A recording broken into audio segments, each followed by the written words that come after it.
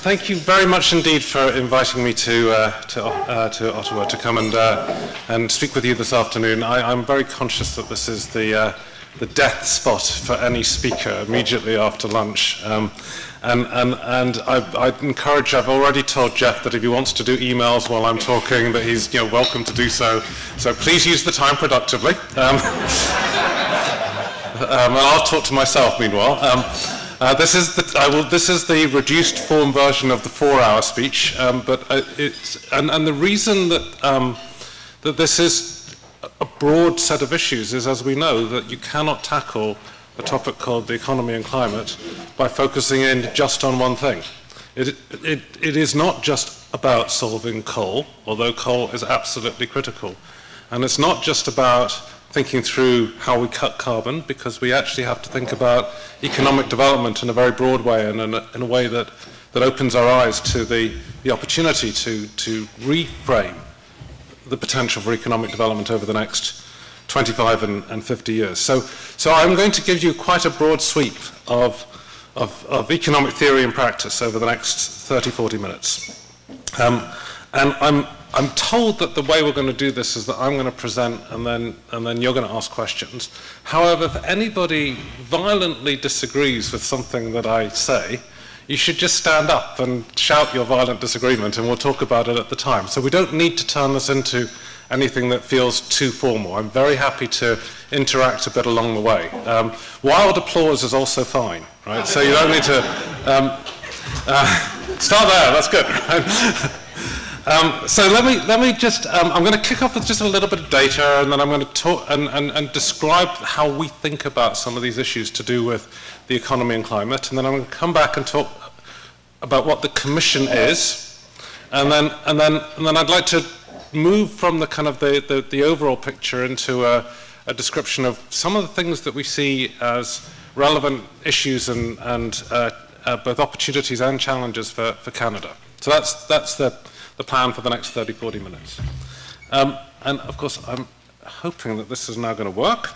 And of course, let me see if I'm doing the right thing here. What do I press? Ah, there we go, right. So let me start with just the economy. And we are consciously, we had a big debate about whether we should call this the Global Commission on Climate and the Economy, or the Economy and Climate, and we decided to go with the economy first. And the reason that we did that is that outside this room, and I know probably everybody in this room places a very high weight on issues to do with climate and the environment, but outside this room, and we all know it, the climate issue is frankly not, in the top 10 for most decision makers on most of the time, right? So we've got to start by addressing this issue of climate and the environment in a context which speaks to them, which is relevant to their concerns. So the first thing that we observe is that this is numbers for the OECD, but I can describe the picture more broadly. There's been a secular decline over 50 years in the growth rate of OECD economies. And they've gone up and down a bit, but essentially what you see is a progressive decline over time. And I am using GDP as the metric. It's not a perfect metric. There are other ones, but that's the one we're going to use because that's the one decision makers use. And across almost all economies, and this is particularly true for the OECD, but it's also true outside the OECD, the overwhelming consideration that is driving the decision-making priorities of leaders across the world is the growth rate of their economy and the underlying opportunity to create jobs.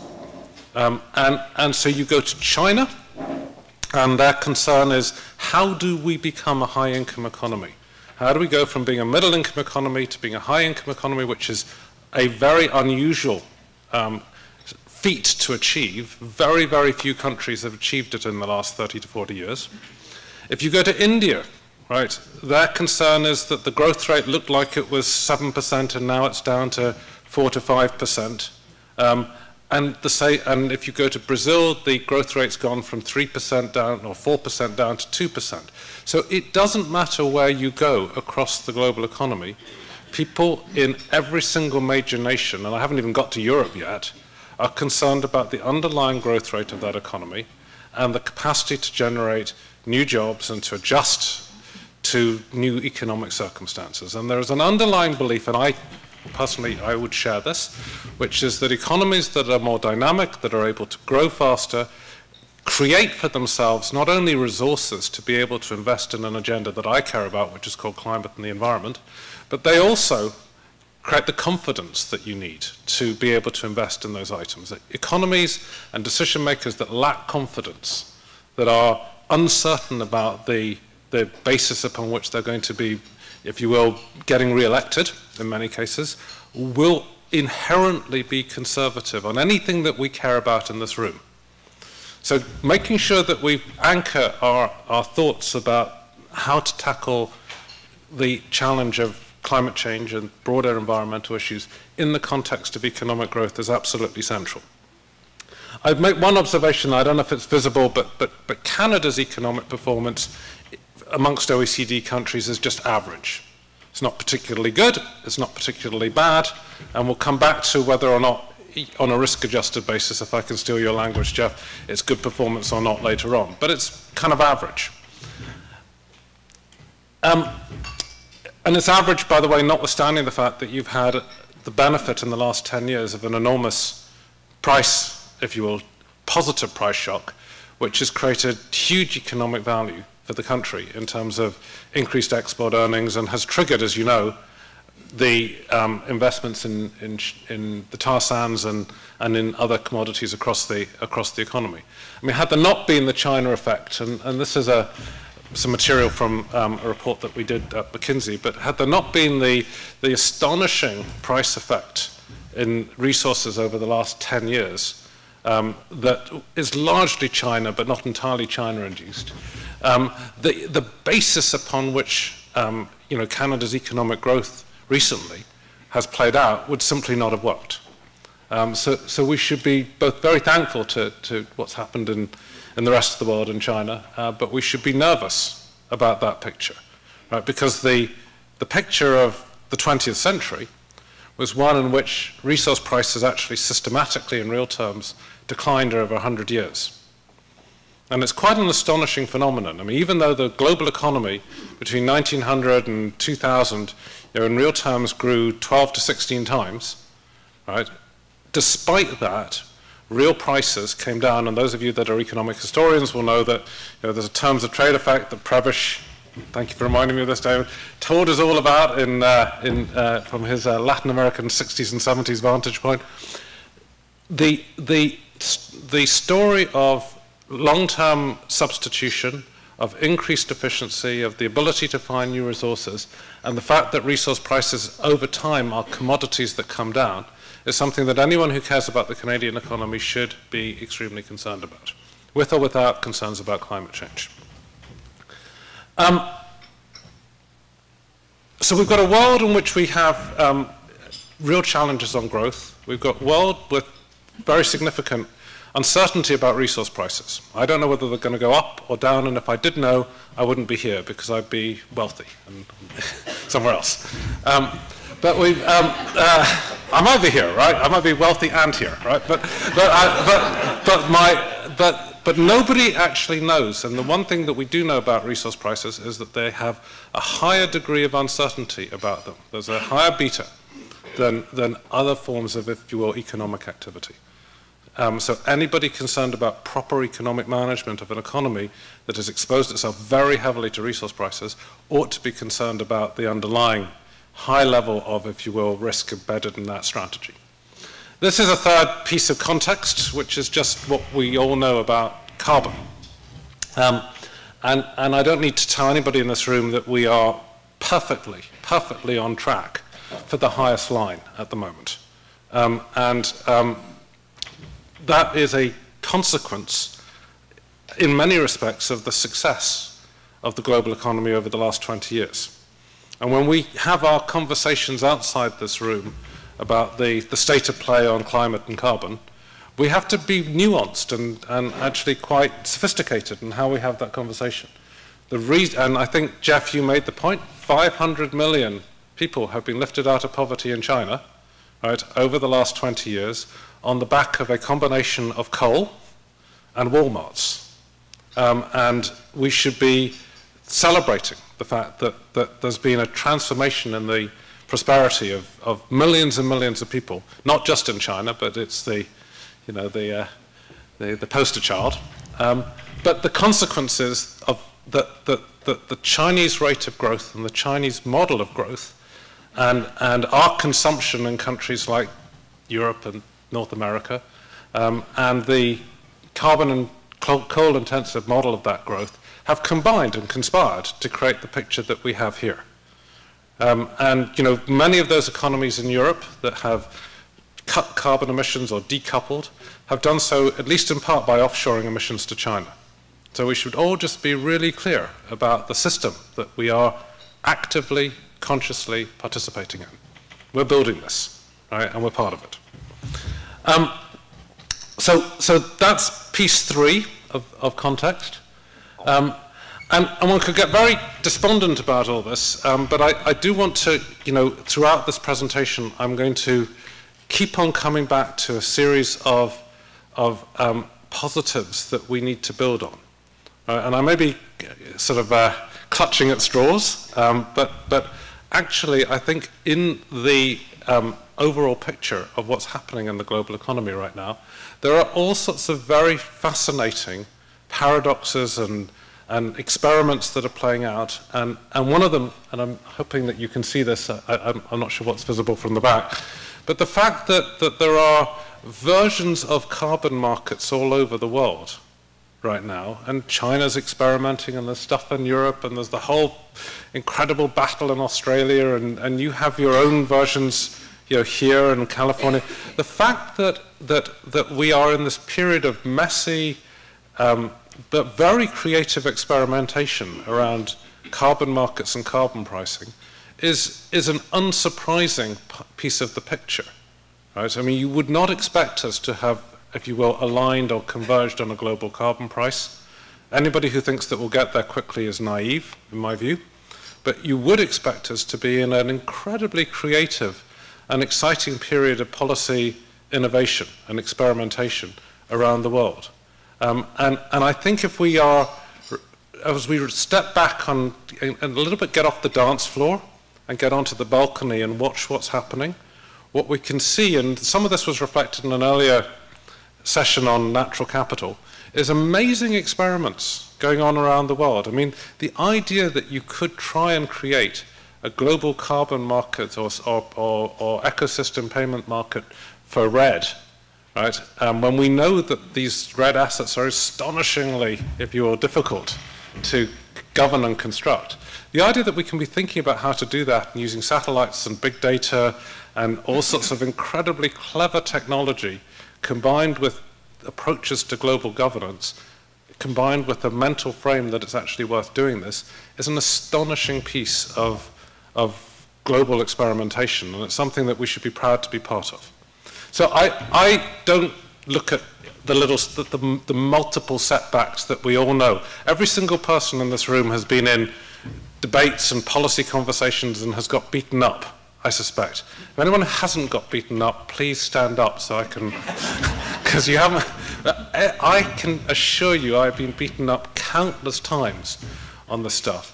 And it's because we're in the right battles, right? And we're having the right conversations about very complex stuff, which comes right down at the end of the day, not to whether we're right or wrong technically, but to whether or not we can get the frame and the politics right. That is what drives this. This is not about whether you can have faster growth or slower growth or any of these other things.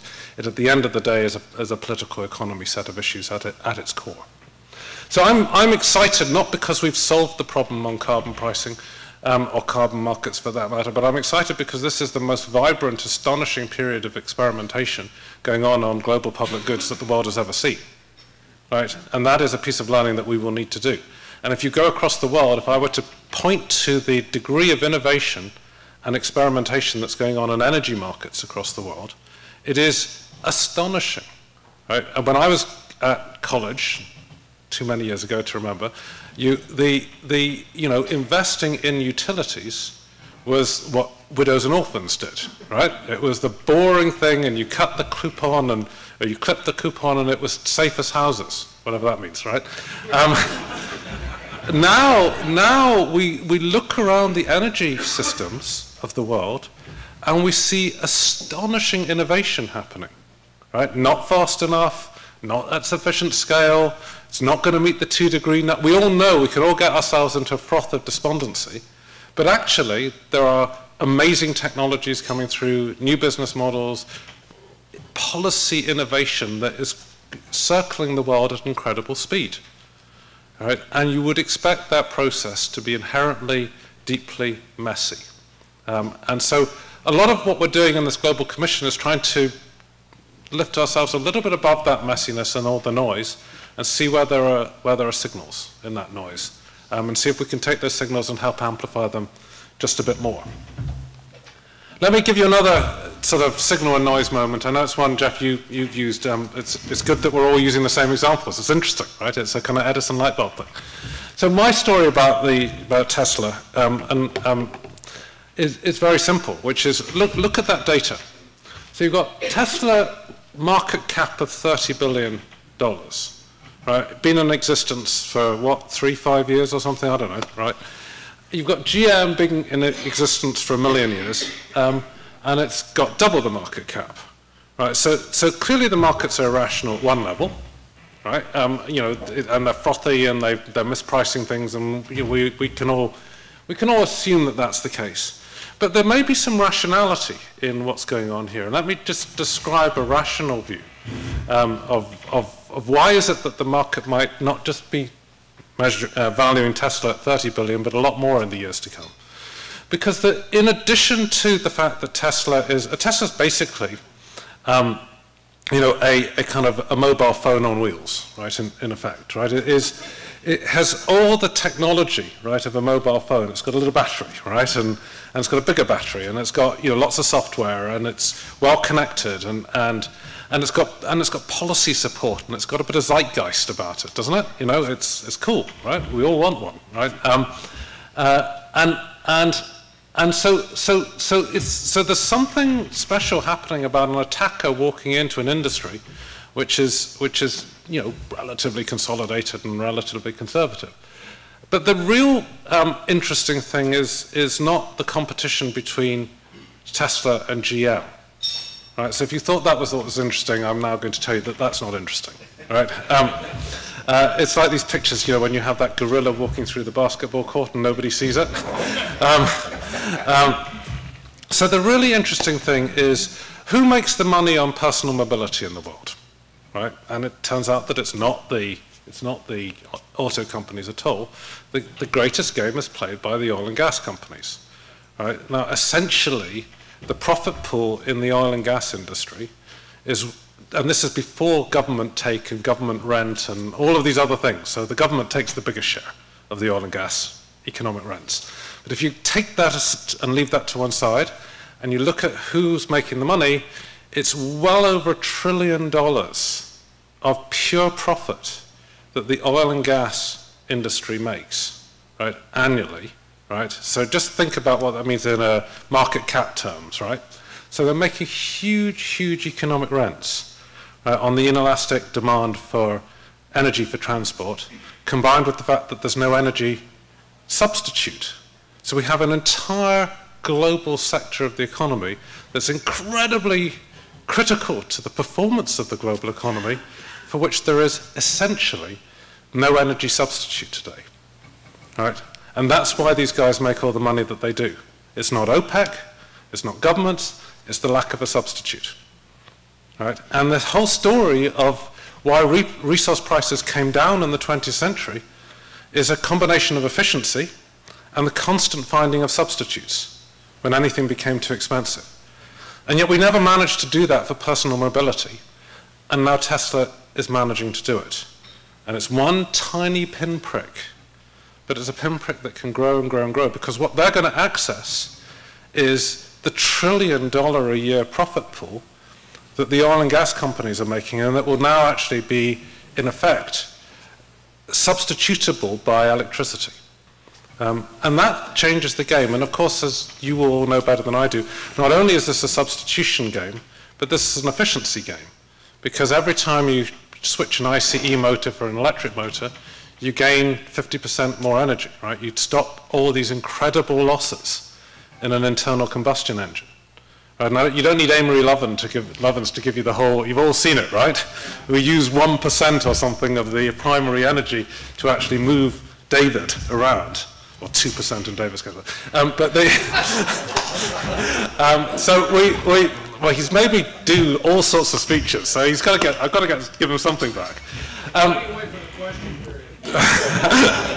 There's no question period. I just cancelled the question period, David. So what's fascinating is a story of a company, and the real competition is going to be between this stuff and the oil and gas profit pools, right? And actually, in life, what happens is that you get value collisions across industries. And if you want to understand how real money gets made in the world, it's when value migrates from one industry to another. Right? And we're going to talk a bit more about that when we come to the power sector, because there's a huge migration story, a disruptive migration story that will play there. So I want us, as we go into this conversation about what's going on, to understand there's issues on growth that require urgent attention in every country. Nobody's cracked it. Right? We've got issues to do with the fragility of the resource markets. We've got issues around the climate problem, right? And there is a real problem. We've got huge disruptive potential and markets and policy innovations that are flowering at a very fast pace.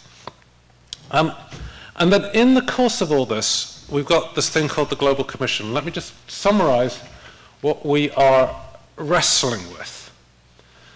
So we're wrestling with the fact that outside rooms like this, the majority of people, 90%, maybe not 90, but certainly 60, would typically frame the growth and climate agenda in the following left-hand side of the arrow terms.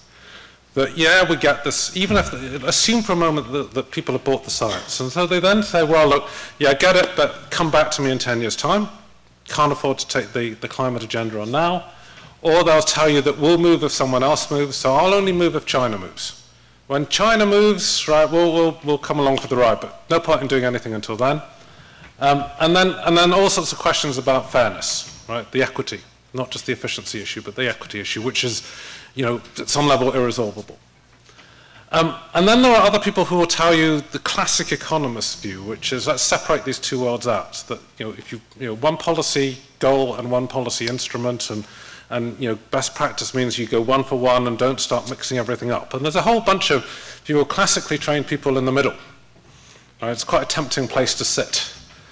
And then there are the exam question for the Global Commission on the Economy and Climate is there a genuine, credible evidence and set of arguments that would allow us to take the story to the right-hand side? That in fact there is huge opportunity to drive better economic performance and better climate performance at the same time. And it's everything from the resource efficiency and productivity stories that I love to tell. I like to tell lots of stories, but I'll tell those ones. Through to the co-benefits in terms of a whole series of, if you will, environmental and health considerations. And there's no question at all that we are on, if I can put this in advocacy terms for a moment, we're on to a winner with the air quality conversation. And I would encourage us as a community to keep banging on at that, right? And you've seen the success of it in Ontario, and we confuse everybody if we keep on throwing 17 different agendas at them. We've got a winner on air quality, and I would encourage us to push it for all it's worth in all its forms. And it works in China, and it works in Beijing, and it works in India, and it works here in Ontario, and they shut down, you know, the traffic, or half the traffic in Paris, right? There are issues and opportunities around air quality everywhere. And then I do believe that there's an agenda around disruptive clean technology that is not just in the energy sector, but it is pervasive across the economy as a whole. It's in every single industrial application. Right? The market for variable speed motors in the world is an enormous market. 80% of manufacturing, right, in the global economy uses standard single speed motors today. Right? If you can shift from single-speed motors to variable speed motors, you can save between 10 and 20% of the energy consumption of an assembly line. Right? Every assembly line in the world. Again, thousands of examples, none of which are sexy or glamorous, but all of which add up to astonishing opportunity. And those of us, I mean, the Chicago economists, right, who tell us, right, that's you, right, hands up, right? That it's all stuck to the pavement and it doesn't exist, and by the way, there are rebound effects. Partly there's some truth in that, and there are multiple reasons why it is stuck to the pavement. But one of the things, if you had Chad Holliday here from DuPont, right, where he led, as some of you will know, a revolution within DuPont to go after energy efficiency. And the thing that he discovered was that every time they thought they'd got to the bottom of the energy efficiency, pot of gold, they found more. And the reason that they found more is that they learned how to get after this stuff. And the reason that we have such a big opportunity around resource efficiency in general is that if you go back to my very first picture, or second picture, where we said resource prices in real terms came down through the entire period of the 20th century, the incentives to build management systems and capabilities and metrics around managing resources weren't really there, because if the prices kept on coming down, then why not put your time and effort against managing capital productivity or managing labor productivity? Why bother with resource productivity if you're constantly going to benefit from improved prices? And now we live in a different world, but the generation of managers and the generation of information and management information systems that most companies still use and most public sectors still use is mired and anchored in the 20th century and not where we are today. So we think that there is a good evidence base for the position on the right-hand side of this arrow, and we think that there's tremendously good economic theory. So it's not just applications, it's good economic theory coming from the world of behavioral economics, coming from a much better understanding of institutional economics and agency problems, coming from a better sense of growth theory. And again, I'm not turning to my Chicago friend one more time, but our theories on growth and our ability to model endogenous growth is still incredibly primitive. And so if you are confronted, next time you're confronted by a Treasury official telling you that none of this stuff works, ask them to explain to you how their growth models work, because they are so thin and so, if you will, inadequate to the tasks that we have about building a better economy over the next 20, 25 years, that it's horrifying, and it's terrifying. So that's what we're trying to do as a Global Commission, to understand this arrow, to be very thoughtful about the arguments on the left-hand side, but also to see how good and how strong the evidence is to take us to the right. And we are, as I say, evidence-based. We're looking at the world through the lens of the decision maker. So we start with decision maker and go from there to evidence, as opposed to starting with theory and a normative view of the world we would like and trying to solve back and foist it upon an unsuspecting public. We will take on all perspectives. We do think that this is about shifting expectations. If you can change people's expectations about the world to be, then it feeds back and informs their choices today. If every single institutional investor believes that we will continue using fossil fuels for the next 50 years, they will continue, I guarantee it, to invest in them. But if you begin not to tell them that they're wrong, and that we won't be doing that, but to sow the seeds of uncertainty, just as the climate skeptics have done a fantastic job of sowing the seeds of uncertainty about aspects of climate science, but our task is to get people to recognize that the confidence that they have in this thing called business as usual, which is one of those mythical concepts that I personally don't understand, that their addiction to that and to a notion that the world has a stable set of parameters upon which they can rely has to be attacked and frankly dismantled. And then we've got to look at the decision maker time frame, because otherwise if we focus on 2100 or 2050, nobody cares. Right, we might care, but the people who control the levers of power honestly do not care and do not believe anything that you write about 2100. And I doubt that they believe much about 2050 either. So that's what we're doing. We have this independent commission that's chaired by Felipe Calderon. There are various great and the good on it. There are a number of commissioning countries. The commission is entirely independent. So we have the benefit of no political interference whatsoever. At the end of the day, there are only two people who will sign off on the report, and that is Calderon and myself. We will hope that we will get others, but at the end, we have no, if you will, political paymasters that we need to satisfy. And we have research institutions, and this is just a short list. Everybody and their brother in some way is involved in this, and I'm sure we'll get sustainable prosperity into the mix as well. And so that gives you a frame of what we're trying to do, I hope, and the institutional apparatus and the independence of the effort. And the one thing I didn't mention is that we have to complete writing the global report by June the 17th. So any submissions have to come very, very fast indeed. Now, with that as context, let me just talk a little bit about Canada. The way I'm going to talk about Canada, then I'm going to come back to one or two options and implications. So we, with the benefit of the team from SP, tried to pull some of the data together, and this is data that you probably all know, but I just wanted to bring it together in one place at one time.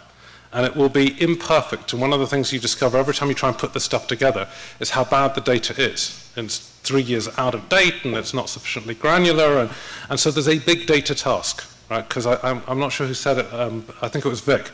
Getting the evidence and the data right does matter, and we are way off pace against the agenda that we care about.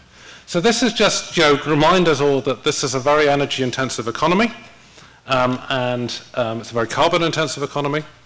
And when I asked my colleagues at McKinsey, I said to them, oh, come on, how come Canada this advanced?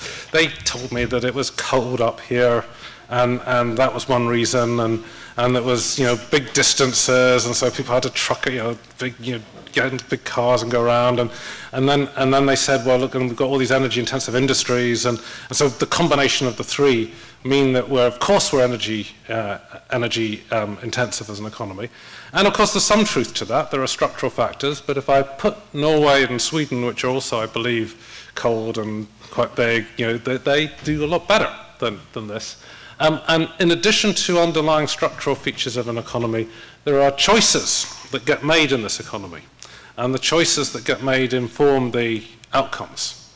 And most of the outcomes that we have in our economy are a function of very particular policy choices, which are in turn informed by underlying political economy preferences.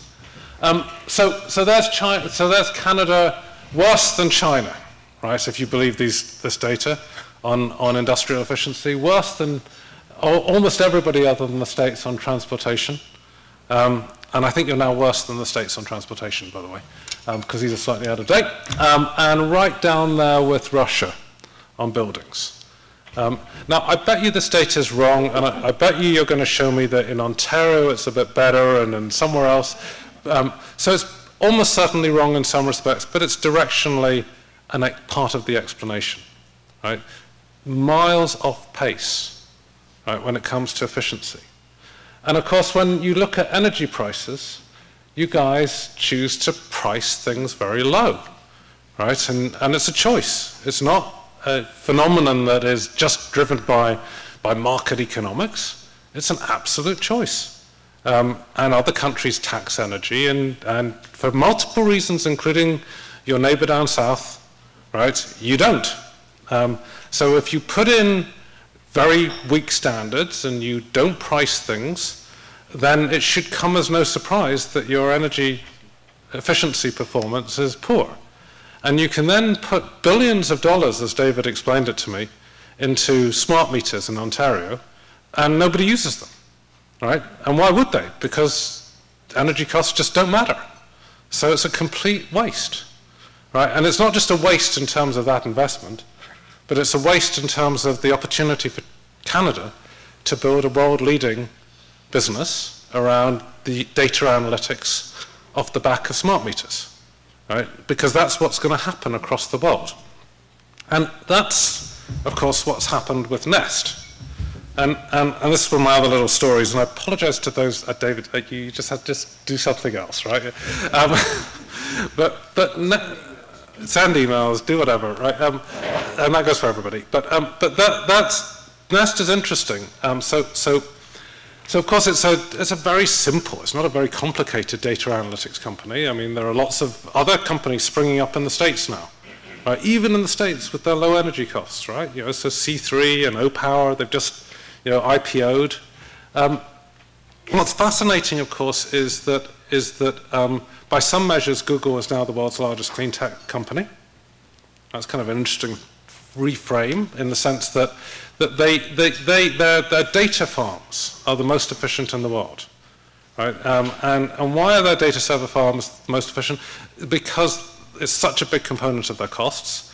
And if you look at a modern economy, and by 2020, across the OECD, data server farms will be roughly 5% of electricity consumption.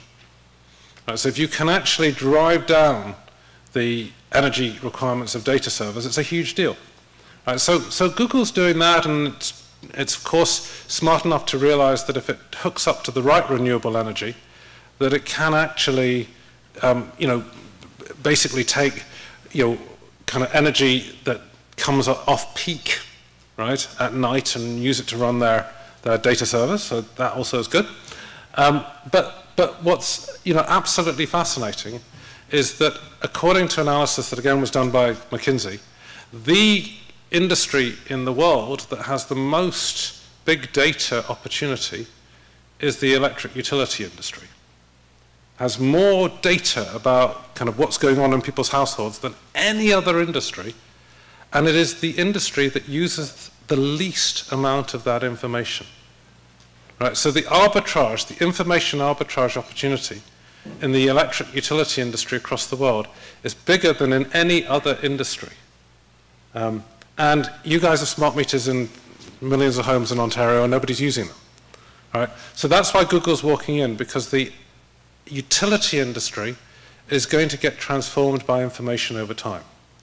Just as the personal transport industry will get transformed by the arbitrage opportunity between the price of oil, right, and the cost of electricity, and the efficiency with which those forms of primary or forms of energy get converted into motive power through engines.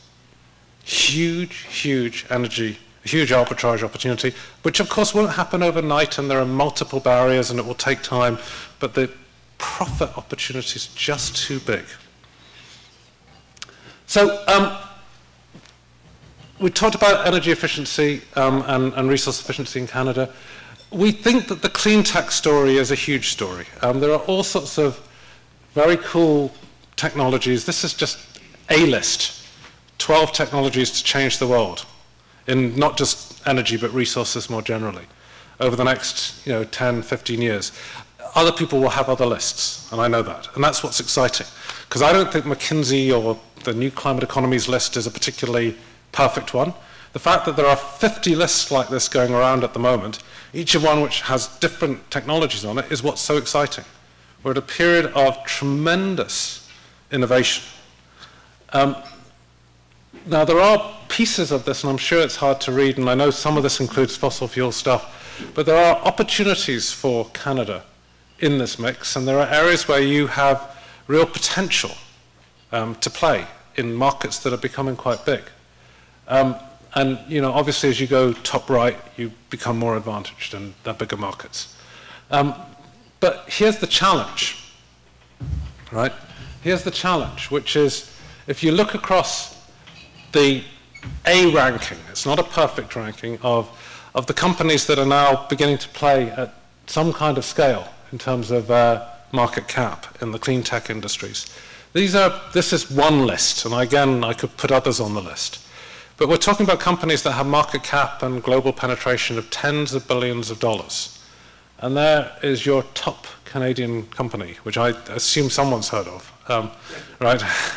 Right, and I'm sure it's really good, and it may well be, but maybe not, right? But I'm not. But my point is only that to play it was one thing when these markets were relatively immature and small, but if you want to play in markets that are now scaling really fast, right? This is a 2020 set of numbers. And they'll be wrong in 2020, and my guess is that they'll be underestimates. And so roughly today it's about 400 billion to 450 as the size of the global clean tech market. And again, I've put not every last piece of clean tech, right, on here. It's a very amorphous market to define. But look how big this is going to be. And you're not going to compete in it with the odd 1 billion market cap company.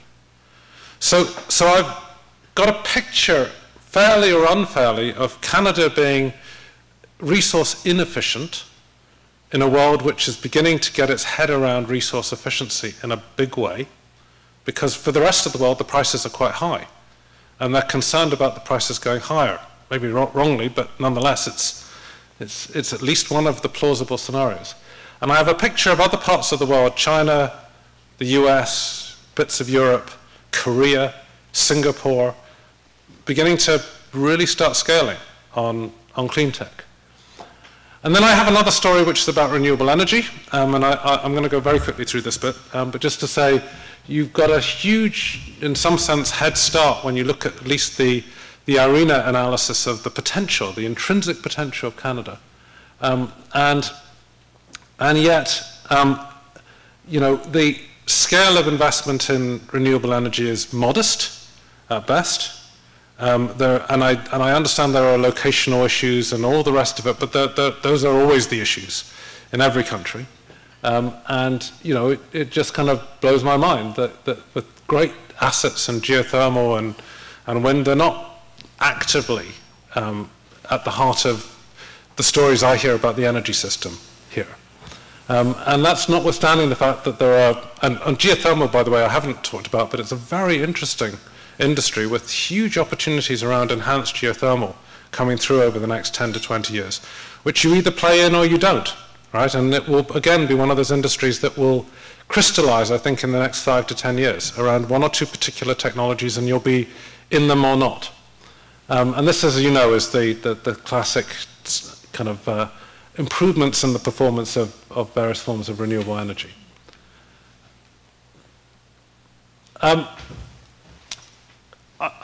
Let me just go quickly. I don't want to spend time on this, but there are big markets in nuclear and hydro, but there are also, of course, as we know, big markets in oil and gas. So let me just take you quickly to that. And this territory that you know, but it was stunning to me just how much the emissions of this country are getting effectively resized through the oil sands. Fundamentally, they are the biggest driver of the emissions of the Canadian economy over the next 10, 15 years. And so you have to believe if this is the kind of the environmental choice that the country is making, and it is your country, that it's good economically, right? I mean, at least you should want it to be a fantastic story economically. But I think that there are legitimate questions about this as an economic strategy for the country. So let me pose a couple of the questions. So this is just the obvious point, which is that in every oil company that I have served over the last 10 years, and I've served a number of them, the oil sands are always there, right? And they're always at exactly the same place, which is that they are on the right-hand side of the cost curve, right?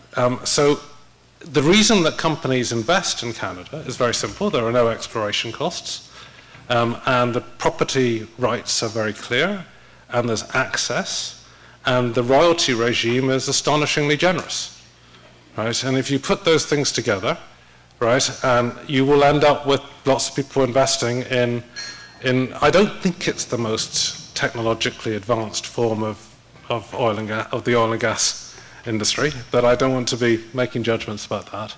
But you're on the right-hand side of the cost curve of every single oil and gas company's portfolio, right? And you're on the carbon-intensive end of every single oil and gas company's portfolio. And they may or may not be here, but you have to realize that by definition, if you're in those two places, that they are the most, if you will, economically exposed of the assets in the system. And if there were, you know, a tougher climate regime, or if, just to take a different point, you see a shift in price regimes, all these assets are out of the money. And this is just an interesting, I mean, nobody knows how to do price forecasting in the oil and gas markets, which, as I pointed out to you earlier, is why I'm here. And the fact is that there are forecasts all over the map. One of the most interesting ones is the IHS forecast, which is coming out of Dan Yergin's shop. And Dan is bullish on oil. He's not a kind of, you know, he comes from that world. And his view is that there's a very significant prospect of steep declines in oil and gas prices over the next 10, 15 years through a combination of additional supplies coming on market, but more importantly through peak oil demand. That you get the combination of increased efficiency in the transport sector with the beginnings of substitution effects, with increased supply, and enough, in the paradox of the oil and gas industry, enough cheap oil that's been left in the ground because of the structure of OPEC, that you find yourself in that world. Now, I don't know which world we're going to be in, but I can tell you one thing, which is that it's a non-zero probability that you might find yourself in the IHS world in the mid-2020s. And if you do, the economics of the oil sands are not going to look good. So, you know, I think that what I'm trying to paint for you is a picture in which the economy is relatively inefficient in terms of resources. It has not found a way yet to step up to the plate in terms of innovation into some very exciting markets. And it's chosen, as a matter of economic strategy, to go heavily into a sector where it has the most exposed set of assets in an industry which is prone to very significant price volatility. And I'm not saying that's the right or the wrong thing for Canada to do, but what I would encourage everyone in this room, even before we get into, if you will, an environmental conversation, is to find a way to have to create the debate, right? Does this make sense for the country? And if you told me that Canada's economic performance on the back of these choices is stellar, that you're outperforming the rest of the OECD, then it would be one thing. But we're making a set of choices right now where performance is about average, but the risks you're taking seem to me to be way above average. And that's an interesting set of choices to make. Now, let me, and I make that observation, and just the last little bit, you know, these choices are not just random and they're not just given by God. They're also constructive choices and policy-driven choices. And here we are still putting what may be small numbers in Canadian terms, $1 billion here and $1 billion there, but up to $3 billion into subsidies for fossil fuel consumption and production. And it makes you wonder why. So let me just finish off two last slides, and then I'll really let you guys go. So I just wanted to go to a place that David's always encouraged me to start with, but I thought I'd end this time, and say, look, it's one thing for Canada to make the choices that Canada's making if, frankly, everybody else was standing still. Right? But if everybody else is beginning to move, then the choices that you're making have to be seen in the context of a dynamic game, because that's what the world economy in some sense is. It's a dynamic, non-cooperative, strategic game of competition. So what's happening in China is interesting, and what's happening in China is that for their own reasons, driven predominantly by the desire to become a high-income economy, and secondarily by the desire to deal with local environmental issues, air quality being number one and probably number two. And thirdly, somewhere in the Russian doll or the China doll a view about climate change. China's moving, and the graph on the left-hand side, which you can't read, basically says, if you looked at projections on peak coal demand in China, 10 years ago, the assumption was that peak coal demand would be roughly 2030 or beyond, and the latest forecasts that were done by Deutsche Bank with the support of the NDRC are 2016. Now, I don't believe the 2016 number, right? It's just not credible to me. But I think by 2020, China's demand for coal will have peaked. And if China's demand for coal peaks, it has repercussions across the world. I think that the argument that India will simply copy what China did for the next 20 years and go on a coal binge, I think those arguments are wrong. And what is interesting for those of you who are India followers is that they're already big net importers of coal. So the idea that coal is a source of energy security for India is just not true.